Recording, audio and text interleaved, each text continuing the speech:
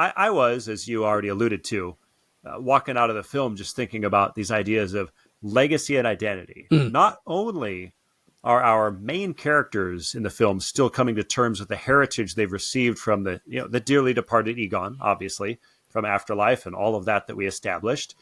But in this film, then, we find Nadim Razmati also has to come to terms with his family legacy. It's this recurring theme, both with the established and the new character. Mm. And in both cases, we have the opposite story, I think, that we see in most Hollywood films, right? I was thinking about How to Train Your Dragon, which I love that film, but it's about a kid who's like, I can't go in the footsteps of my father. But usually the next generation in Hollywood movies has to, quote unquote, find their own path. Mm. And we're not going to take up the family business or inherit the mantle and role of our parents and grandparents. And yet that's the complete theme of this movie.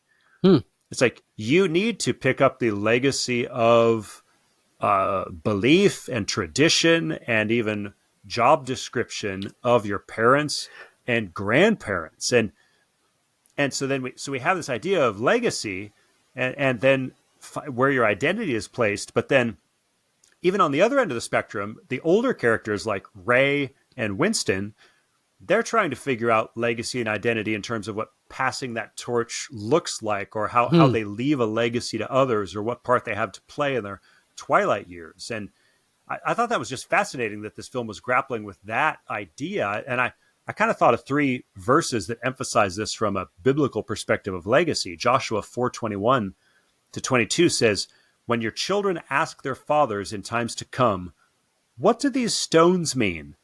then you shall let your children know."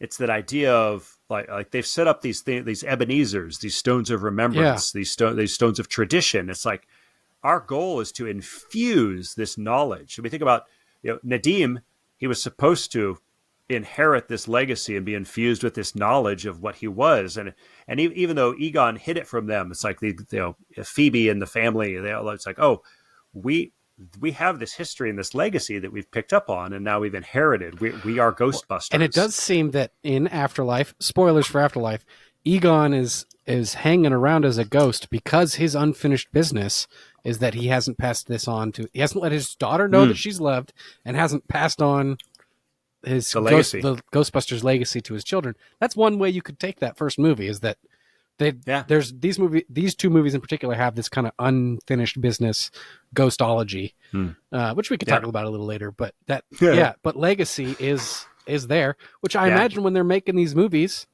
they're thinking about it, because Afterlife was directed by Reitman's son, right? So it's who's picked up the legacy from his father, and wanting to honor it and sort of give back in a way, and really give something that honors him and yet also pushes things forward. That's the idea of legacy, right? Psalm 145:4 says, "One generation shall commend your works to another and shall declare your mighty acts." Now, of course, the context there is we're going to keep pushing forward the things of God, not just our own legacy or our own thing, but we're going to make sure the next generation knows what's important, which, of course, in the biblical case would be God.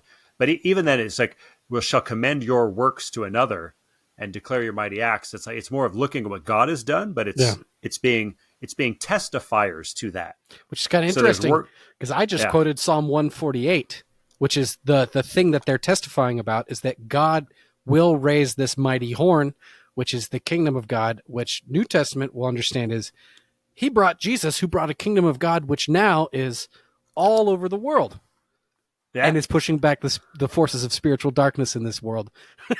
So these things, this is how your legacy gets wrapped up into raising the godly horn, the godly kingdom, as opposed to the evil frozen empire. And it's about passing that torch from generation to generation in a way that I think it really does. I talked about it earlier. I think there's a few reasons. There's a couple more, but I think there's some reasons people, probably liberal reviewers, don't like this movie, is because it's, instead of being quote unquote progressive in the old is bad, new is good. We're on the right side of history. New stuff is better. History's bad. History's a bunch of old bigots. Like there's this weird cultural thing we have right now that almost thinks ancient is inherently flawed and evil, or flawed Yeah. and disgusting. And, and this movie seems to be, no, this is about passing on ancient truths, or generation to generation truths of both who you are. I'm a Ghostbuster, or I'm part of this family of fire masters. Yeah.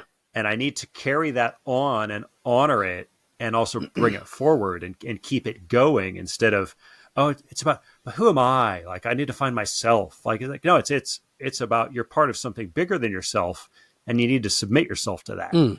And I just thought that was, and I mean, also then it's also about then how do you translate that to the next generation? How do you, like, I mean, that's kind of basic Christian discipleship, right?